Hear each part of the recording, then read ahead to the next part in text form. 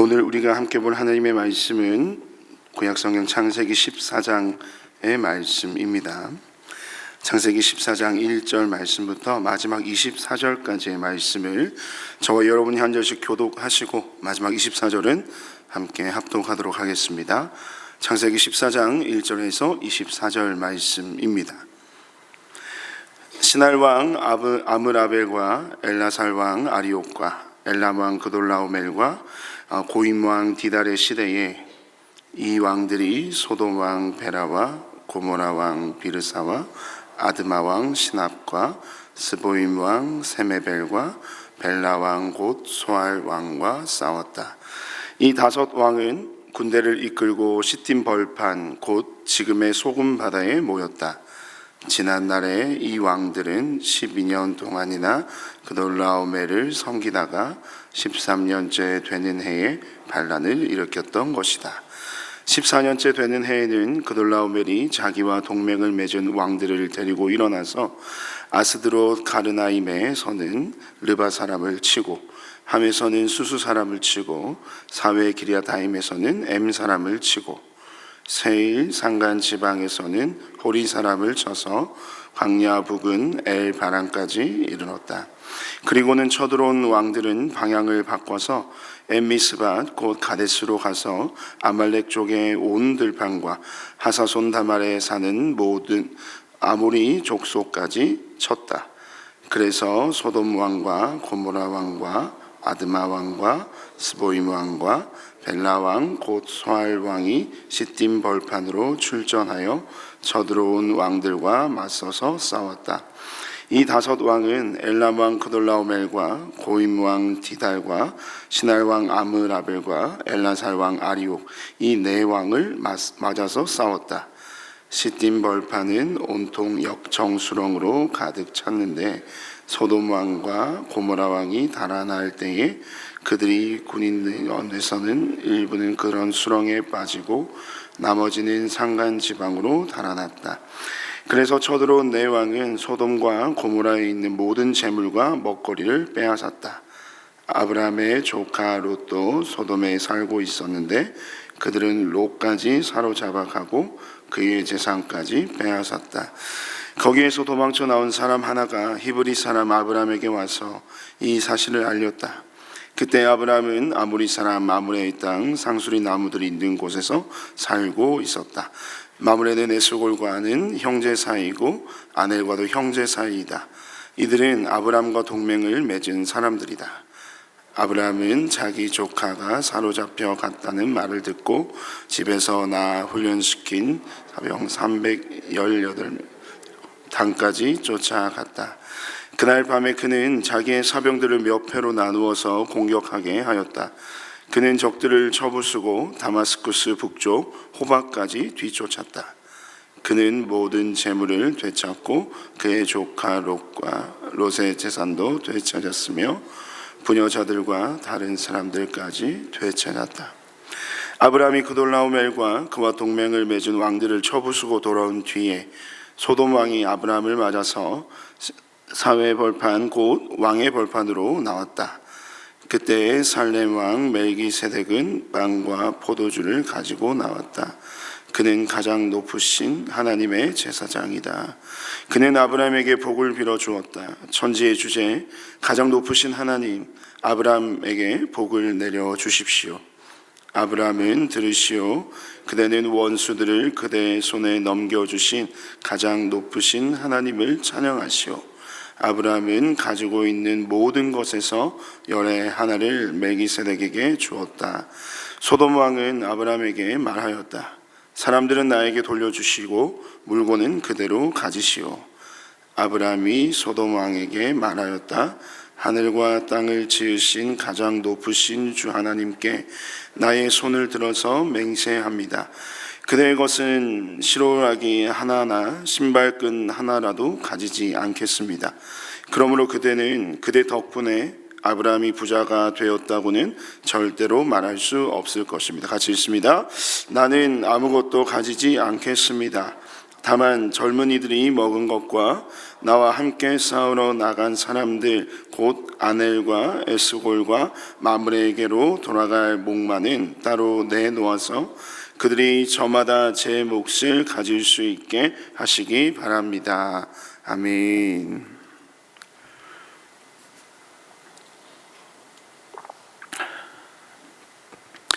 네, 우리 창세기 14장 1절에서 24절의 말씀을 가지고 승리를 안겨주신 하나님이라는 제목으로 이 시간 하나님의 말씀을 잠시 나누도록 하겠습니다.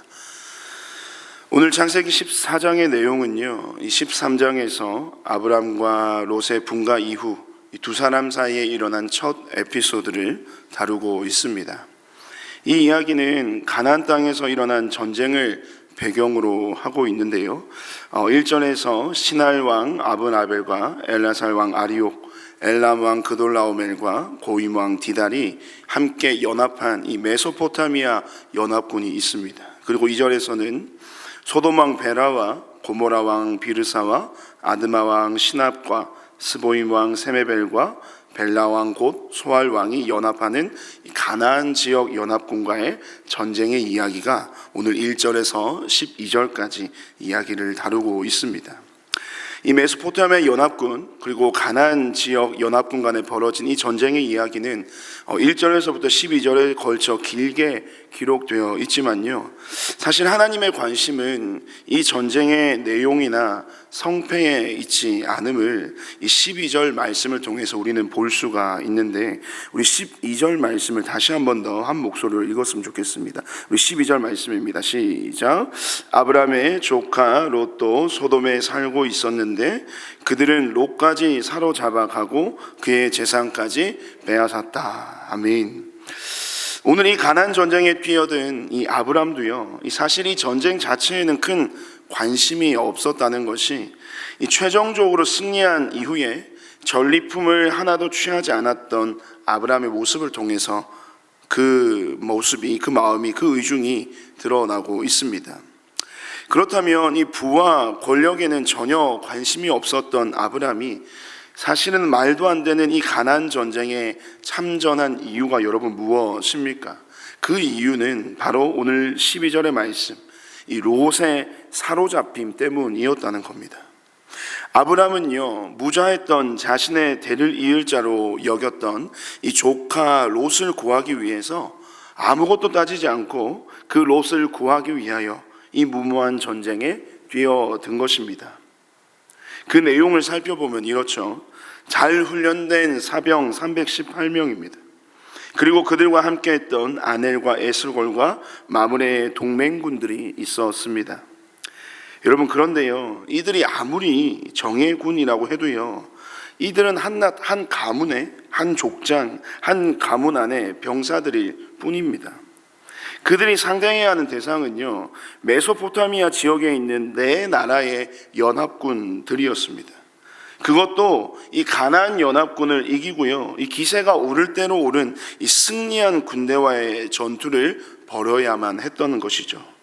그것만 봐도 이 전쟁은요, 이 아브라함의 결정은요, 무모하기 짝이 없는 도전으로 비추어집니다.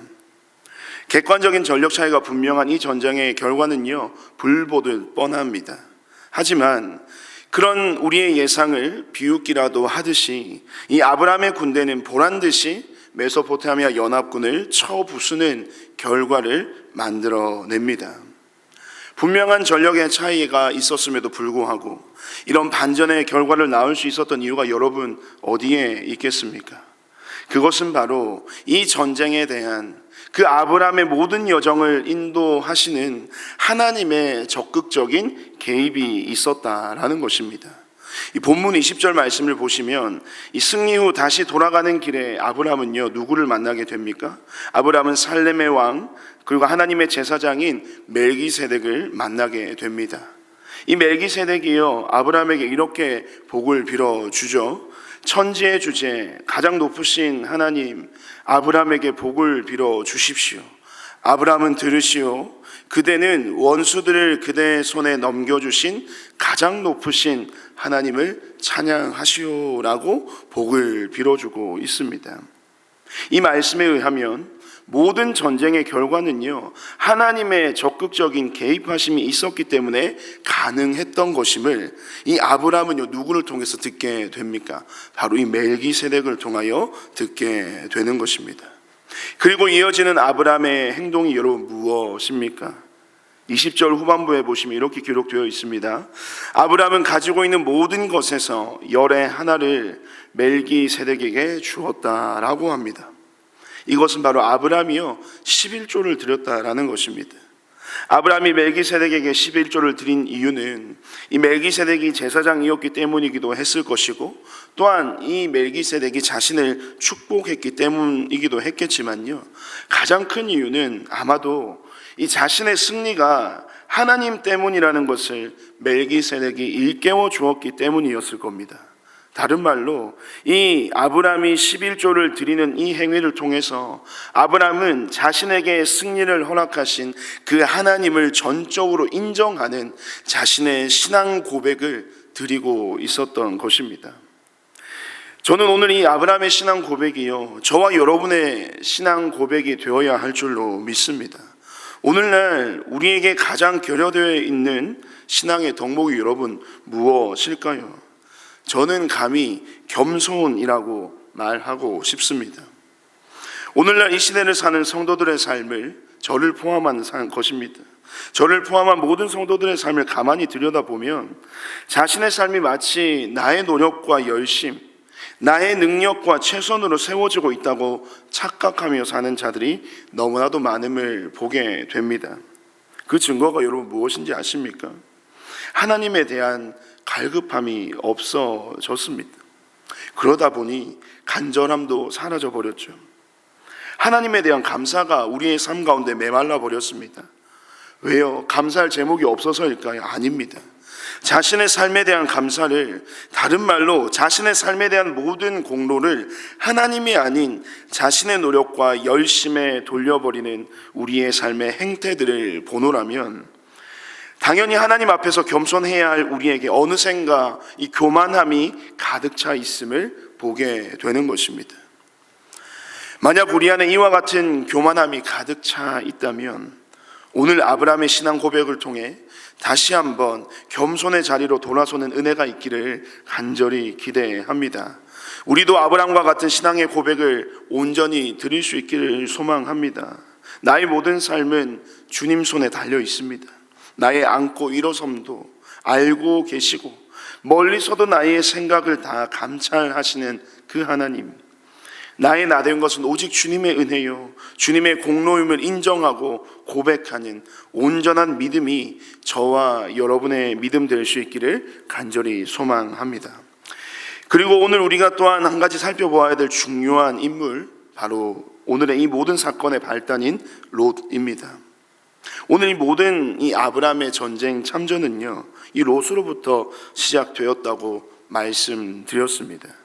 이 롯은요, 아브라함과 분가할 때 풍요로워 보이는 요단 동편의 땅을 택하여 마지막 소돔에 정착했습니다.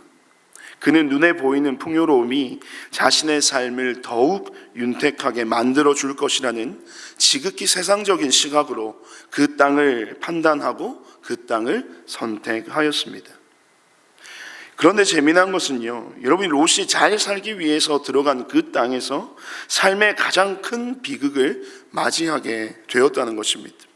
또 더욱 재미난 것은요, 그를 지금 잡아간 이 메소포타미아 연합국은 이 롯이 떠나온 자신의 고향, 이 갈대아 우르가 있는 지역이기도 하였습니다.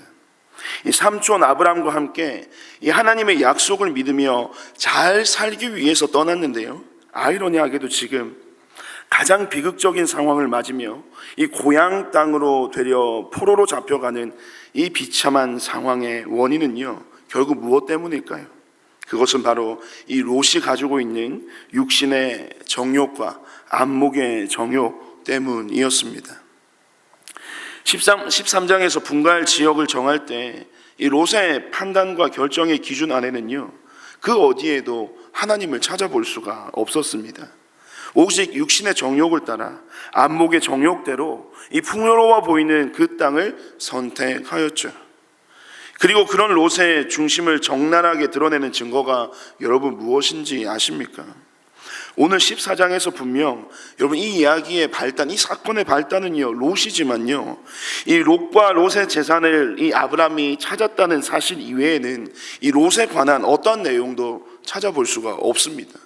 이 내용에 대해서, 이 사건에 대해서, 자신을 구해낸 아브라함에 대해서 롯이 한마디라도 했을 법도 한데요, 롯의 이야기가 이 외에는 전혀 담겨있지 않다는 것입니다. 그렇게 정말 구사일생으로 살아 돌아온 롯은 여러분 어떻게 살았겠습니까? 뭔가 그의 삶에 대단한 변화가 있을 것만 같은 우리 안에 기대가 있지만, 사실은 이 창세기 18장에 보시면 이 롯은 여전히 어디에 살고 있음을 보게 됩니까? 그 사건 이후로도 소돔에 살고 있음을 보게 됩니다. 여전히 소돔에 살고 있다. 그것은 롯의 마음의 중심도 여전히 하나님이 아닌 세상을 향하고 있음을 보여주는 것입니다. 여전히 그 마음에는 육신의 정욕과 안목의 정욕, 이생의 자랑을 충만케 하는 세상을 향한 그 마음이 변함이 없었던 것입니다. 그 정말로 힘들고 어려운 고생의 삶을 경험했음에도 불구하고 말입니다. 그런 인생들에 대해서 여러분 성경은 우리에게 무엇이라고 말씀하고 있을까요? 요한일서 2장 15절에서 17절 말씀은요 이렇게 기록하고 있습니다. 이 세상이나 세상에 있는 것들을 사랑치 말라. 누구든지 세상을 사랑하면 아버지의 사랑이 그 속에 있지 아니하니, 이는 세상에 있는 모든 것이 육신의 정욕과 안목의 정욕과 이생의 자랑이니 다 아버지께로 쫓아온 것이 아니요 세상으로 쫓아온 것이라. 이 세상도 그 정욕도 지나가되 오직 하나님의 뜻을 행하는 이는 영원히 거하느니라. 아멘. 육신의 정욕과 안목의 정욕, 또 이생의 자랑을 따라 사는 인생의 소굴이었던 이 소돔 땅의 여러분 그 마지막의 모습은 어떠했습니까? 우리가 잘 알듯이 그 땅을 향한 하나님의 심판이 임한 것을 알고 있습니다. 잘 살기 위해서 소돔 땅에 다시 기어 들어간 그 롯의 마지막은 여러분 어떠했습니까? 그가 꿈꿨던 대로 모든 삶이 풍요로운 삶을 영원히 누렸습니까? 아닙니다. 그의 모든 꿈은 불과 유황으로 한순간에 잿더미로 변해버리는 광경을 이 롯은 지켜볼 수밖에 없었습니다. 반면에 하나님의 약속을 믿으며 말씀을 따라 살아간 아브라함의 삶은요, 우리로 하여금 이 약속대로 말씀대로 그의 삶을 복되게 하신 그 신실하신 하나님을 더욱 신뢰하도록 이끌어 갑니다. 우리에게는 오늘 이 아브라함의 모습과 이 롯의 삶이 분명하게 대조되어 보여지고 있는 것이죠. 사랑하는 성도 여러분, 오늘 우리 앞에는요 이와 같이 아브라함의 길과 롯의 길이 놓여져 있습니다. 간절히 바라기는 오늘 이 새벽 이 말씀과 기도의 자리에 나온 우리 모두는 아브라함의 길을 걸어갈 수 있기를 간절히 소망합니다. 때로는 육신의 정욕이요, 안목의 정욕이, 이생의 자랑들이 우리를 미혹하지만 이 모든 것들은 다 사라져 버릴 것들이기에 그에 대하여는 분명하게 선을 긋고 오늘 오직 하나님의 뜻을 행하는 이는 영원히 거한다 약속하신 하나님의 말씀을 우리가 기억하면서 오늘 하루도 내 자신의 삶을 하나님께서 적극적으로 개입하실 수 있도록 주님께 내어드리고 나의 나된 것은 오직 주님의 은혜임을 고백하는 저와 여러분 우리 모두의 하루가 되시기를 주님의 이름으로 축복드립니다. 우리 시간 말씀을 기억하면서 또 함께 합심하여 기도하기를 원합니다. 우리 이렇게 한번 기도하면 좋겠는데요. 하나님, 오늘도 나의 삶에 적극적으로 개입하시는 그 하나님을 기쁜 마음으로 맞이하는 나의 일생이 되게 하여 주시옵소서라고 기도합시다. 나의 모든 삶은 주님의 손에 달려있음을 깨닫게 하시고 그것을 깨닫는 것으로 끝나는 것이 아니라 그것을 또한 나의 믿음으로 고백할 수 있는 나의 신앙이 되기를 원합니다. 여전히 내 삶에 자리하고 있는 육신의 정욕, 안목의 정욕, 이생의 자랑들을 내어놓을 수 있는 용기를 주시고 영원토록 변함없으시며 항상 신실하신 하나님만 바라보고 순종할 수 있는 온전한 믿음을 우리의 삶 가운데 허락하여 주시옵소서라고 우리 말씀을 기억하며 함께 기도하시고요. 오늘은 특별히 교회를 위해서 기도하는 날입니다. 하나님, 우리 은혜샘물교회를 이 시대의 복음의 사명을 감당하는 귀한 교회로 사용하여 주옵소서라고 기도합시다.